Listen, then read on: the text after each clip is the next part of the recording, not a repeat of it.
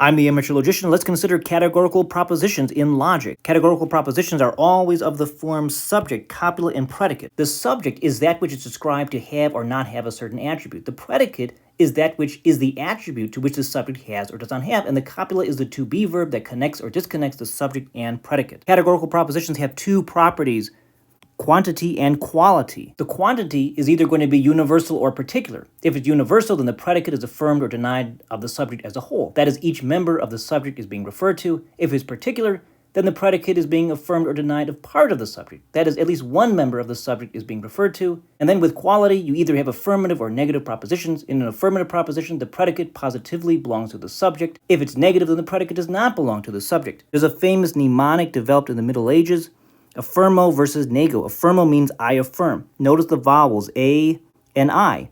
That corresponds to the A proposition and the I proposition. Those are affirmative propositions. And then you have nego, which means I deny. Notice the vowels E and O. Those correspond to the E proposition and the O proposition. Those are negative propositions. The A proposition is universal affirmative, all SRP. Then we have the I proposition, which is particular affirmative, some SRP. We have the E proposition, which is universal negative, no SRP. And then we have the O proposition, a particular negative proposition. Some S are not P. For example, all men are mortal. That's an A proposition. We're talking about all men, so it's universal in scope. That's the quantity. The quality is affirmative because mortality is positively being said to belong to all men. Some politicians are not wise is an O proposition. That is, it's a particular negative proposition. We're only referring to some politicians, not all of them, and we're denying the attribute. No birds are rational is an E proposition.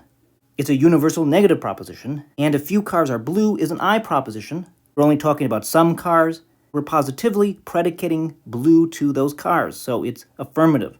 This is just an introduction, very briefly, to the A, I, E, O propositions.